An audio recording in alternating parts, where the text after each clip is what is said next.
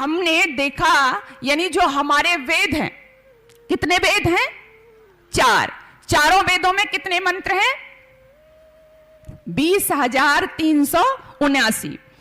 उन वेद के मंत्रों को हमने अध्ययन किया, पढ़ा, तो क्या समझ में आया कि उस वेद मंत्र में कहीं भी कोई भी ऐसा वेद मंत्र नहीं है जिसमें यह कहा जा रहा हो कि कुत्ता तू कुत्ता बन, बिल्ली तू बिल्ली बन, है ना, गधा तू गधा बन, गाय, कहीं भी नहीं है ऐसा।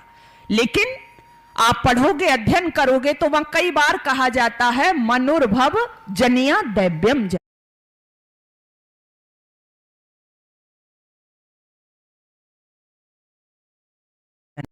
हे मानव तू मानव बन। का गड़बड़ हो गई। लोग कहते हैं, कई बार मेरे पास भी आते हैं, बहन जी कोई उपाय बताओ। बच्चे तो कहना नहीं मानते, बच्चे तो बहुत बिगड़ गए। लेकिन बुरा मत मानियो देवियों, बच्चे नहीं बिगड़े हैं। कौन बिगड़ गए? माता पिता बिगड़ गए हैं, बच्चे नहीं बिगड़े हैं। बच्चे तो आज भी वो सुनना चाहते हैं, बिगड़े कौन है? माता पिता बिगड़े हैं। मैं तो कहा करती हूं, आपकी संतान के दिल में आपका तेजस्वी रूप, तपस्वी रूप प्रतिष्ठित होना चाहिए।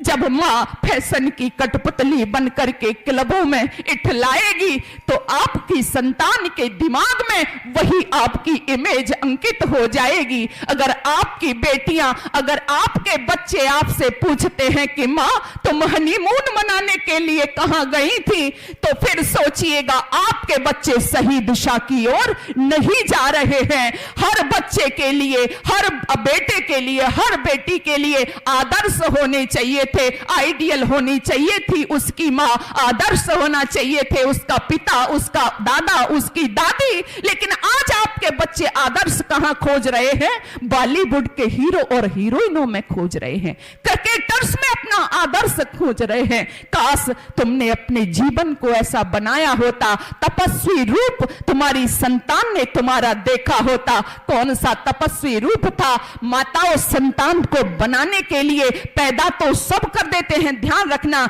लेकिन उनको बनाने के लिए, उनका निर्माण करने के लिए आपकी एक महती भूमिका हुआ करती थी। और तभी आपकी पदवी माता की थी, क्योंकि कहा है कि जननी तो हर कोई होती है, जो जन्म देती है वो जननी है। कुतिया भी जननी है, सुअरी भी जननी है, बिल्ली भी जननी है। लेकिन मां कौन है? जो करे पुत्र निर्माण माता सोई। जो बच्चे का निर्माण करती थी वो कौन होती थी?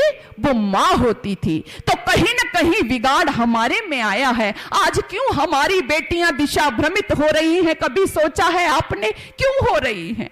हम क्यों उनको संस्कार नहीं दे पाए? हम क्यों नहीं उनको अपने आदर्श समझा पाए? कमी इसमें हमारी है ना।